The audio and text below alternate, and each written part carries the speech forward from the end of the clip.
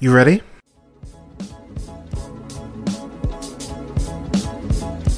You're listening to the Real Pineapple Podcast Network.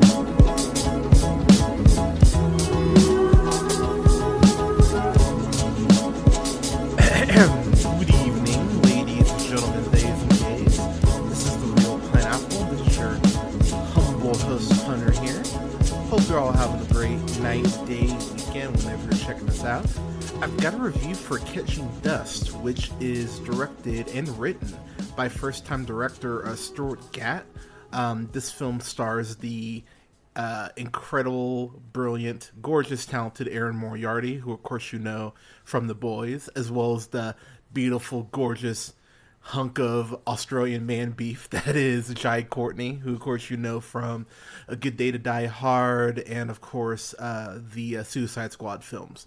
So, as I've mentioned on the podcast before, one thing that I absolutely adore is when new directors get a chance. You know, before Jordan Peele was Jordan Peele, you know, he was doing stuff on Key and Peele and Chocolate News and Mad TV. Like, you never know who's gonna hit, so it's always cool to see you know, someone new step up to the plate, because you could be witnessing, you know, the start of something special.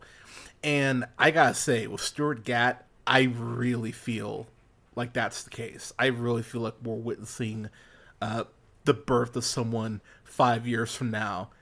Everyone's gonna be like, "Oh man, this guy is the shit." Like, maybe like you need to put him on your radar right now, because one thing that I really liked about this movie right out the box is it reminded me a lot of oh gosh, I'm totally blanking on the name of the film now. It reminds me of that film that Kitty Green directed, The Royal Hotel, and it really reminds me of the film this year that Francis Galuppi directed in The Last Stop of in Yuma County. If you went ahead and did a triple feature of those, which I'll be honest, at some point I probably will, you'd have a fun fucking time. And I say fun as not like ha ha ha fun, but it would just be one of those triple features you'd go, hell yeah. This is a movie that does such a great job at taking its tension and just slowly ramping it up. I know I've used this analogy before, but it really is like taking a sound dial and just slowly turning the volume up little by little as the film goes on. The thing about this movie as well is that it doesn't give you everything at once. It really does make you, you know, kind of start to put the pieces together. But when I got to the end of this, I was like, wow, I don't know how I feel about that ending. And I mean that as a compliment. Obviously no spoilers, but I think some people will take the ending, they'll think of it as more triumphant than it actually is. And that's all I'm going to say about the ending. Once y'all watch this and you see it, you'll get what I'm talking about. So Jai Courtney plays Clyde, and Erin Moriarty plays Gina, and they are a married couple who's living out in the middle of nowhere on this commune in the middle of West Texas. As someone who grew up in Texas, it's not hard to find a spot that is out in the middle of fucking nowhere, and this place is in the middle of fucking nowhere. You can definitely feel that there's tension between Clyde and Gina. They don't say how long they've been out there. Not to my memory, at least. They've been out there, I'd say probably at least 6 months. So they've been out there for a minute. They've been out there long enough that there is a routine, that they've established a routine. Clyde goes ahead and gets up and hunts, goes ahead and brings home dinner, brings home, you know, lunch and everything. He'll occasionally go into town to go ahead and get supplies, but we don't know why they're just out in the middle of nowhere, why they're hiding.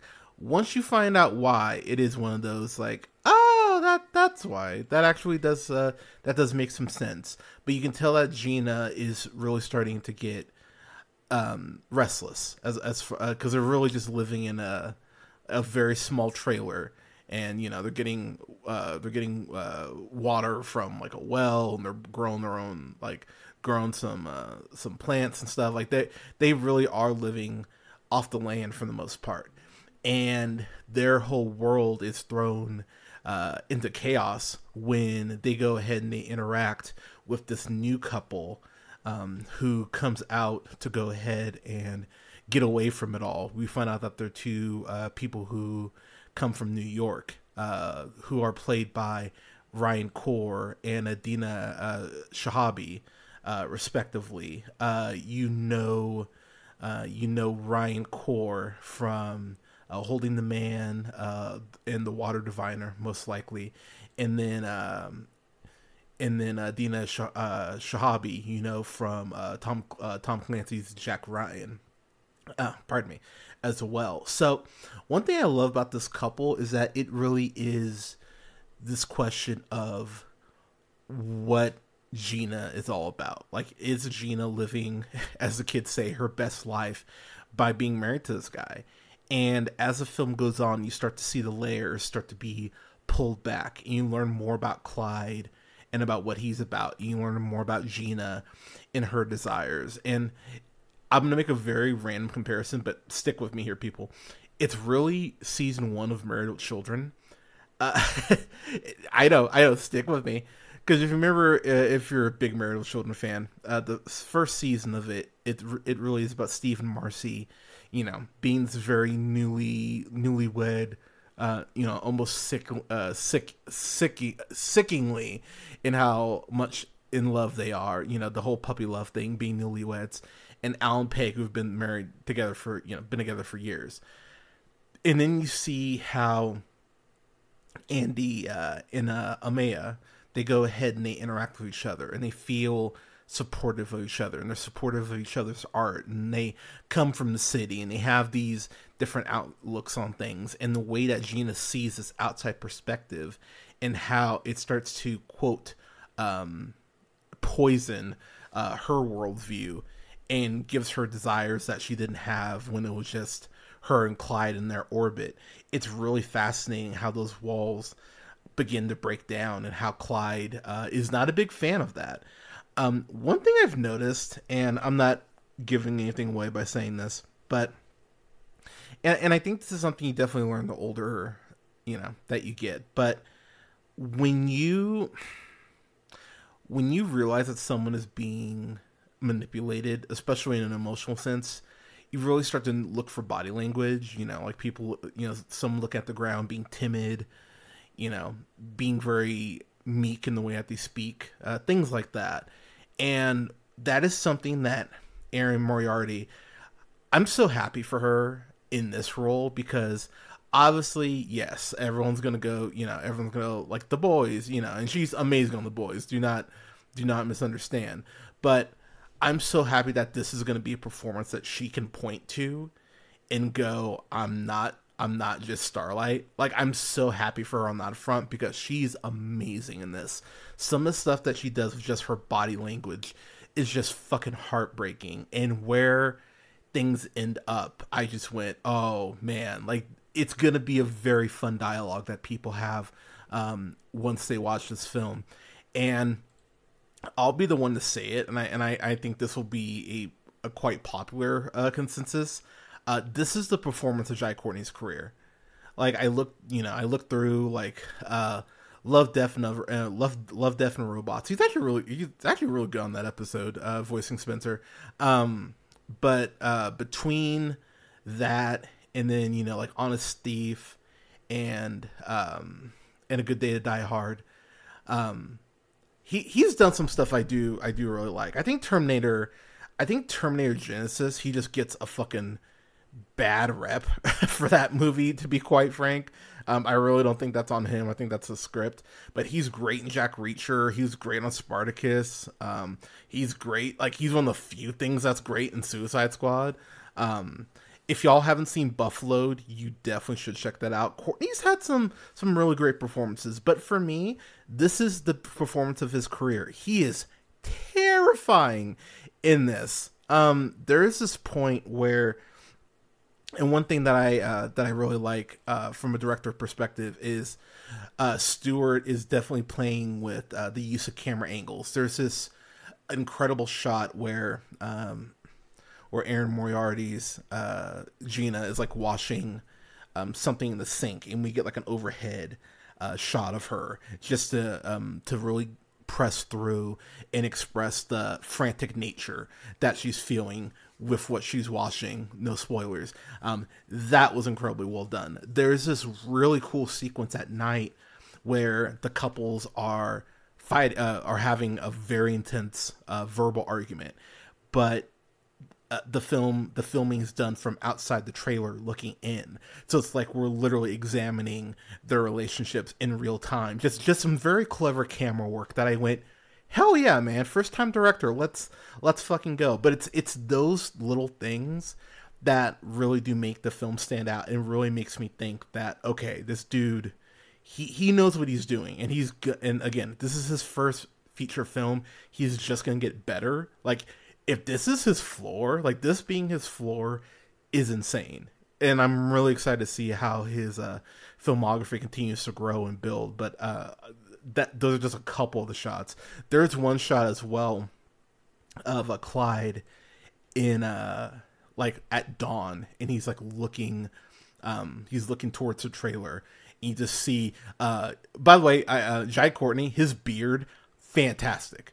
It's one of the best beards I've seen in the movie in a few years. It is amazing. And gorgeous, absolutely gorgeous.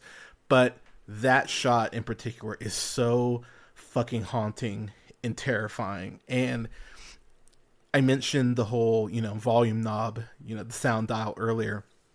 The way that tension is just ramped up as the film goes on. There are some intense scenes between Jai Courtney and Aaron Moriarty, and it's just it breaks your heart because you realize how abusive he's being, but goddamn, it's crazy how intense some of their sequences get. There's this point where she goes ahead and Gina goes ahead and tells this person, like, you're gonna fucking listen to me. And I'm not gonna lie, I kind of blacked out for a second, because it's one of those. Aaron Moriarty has this gear she's able to kick into, and it takes me back to season 1 of The Boys, where she's given that speech at that Christian conference where she just lays her truth out, where she just gets so focused, like it's almost like a surreal experience. And in the way that she's able to just tap into this gear of just intensity, you go, oh shit, okay, we're like, this is not playtime. This is her like laser focus. Yeah, oh my god, you'll know the scene because it's near the end of the film, so I don't want to spoil it. But oh my god, the way that she goes ahead and relays some things near the end, I just went, oh my god, that's incredible. There is also a faux pas in here in terms of something that we learn about Amaya's character. You'll know it when it happens, but it's one of those moments where I just went, oh, I was like, this is why you don't assume. This is why you don't do that. But getting my final thoughts, y'all, I enjoyed this so fucking much. I'm always so happy when first time directors are able to step up and deliver something great just right out the gate and get themselves on my radar. And this is a guy I'm gonna be watching. Like, I was so happy to see that this film was so great, and I can't wait to see what Stewart does next. Screenplay is really well done. Some great twists and turns, some great dialogue. As I mentioned, some incredible tension, some great shots. Aaron Moriarty is excellent in this. This is the performance of Jai Courtney's career. And I didn't talk about him too much, but Ryan Kaur and Dina Shahabi is who I'm gonna go with, pardon me. The way that they go ahead and work off each other as this different couple, and the way that their tension comes up, independently and together, when all 4 of them are together. I love the way that that was handled. As far as a grade, yeah, B plus all day on this. I really enjoyed this, and this is something that I'll definitely be telling people to watch. Yeah, I really enjoyed this. So Catching Dust, y'all, when you can go ahead and check this out, definitely make a point to do so. Yeah, I really enjoyed this. So yeah, B plus from me. But yeah, y'all, Catching Dust, have y'all seen it? What you think about it? Let us know in the comments. You can follow yours truly on the Twitter, Instagram, and TikTok at jhunterreelpineapple. You can follow me on Twitch at twitch.tv/therealpineapple. Where else? Oh yeah, please subscribe to the show on YouTube. Definitely helps me out. Just go ahead and search The Real Pineapple. That's REEL Pineapple. You can go ahead and follow me on Blue Sky at realpineapple.bsky.social. And you can follow me at TikTok at Black Shazam. Don't forget to like, share, subscribe, and rate the podcast. It definitely helps me out. You can find the podcast on SoundCloud, Apple Podcasts, Podbean, Stitcher, iHeartRadio, Spotify, Amazon Music, TuneUp, and Samsung Podcasts, to name a few, at The Real Pineapple. Thank you so much for listening, everyone.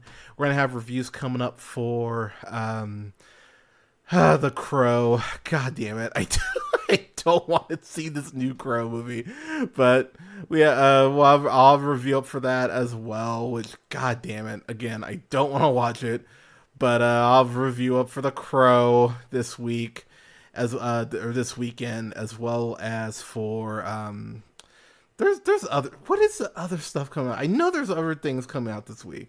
I think, was it Blink Once? I think it's a new C-Tates movie. Have a review up for that as well. And then I'm going to combine my Deadpool and Wolverine review, probably with my MCU wish list stream that I'm going to do. So I'll probably do both of those on the same day, but I'll keep you all updated on that. But everyone, thank you so much for listening. Stay safe. Take care of each other. Give someone a hug. Give someone a compliment. We could all use some more positivity. And never forget, as always, to keep it real.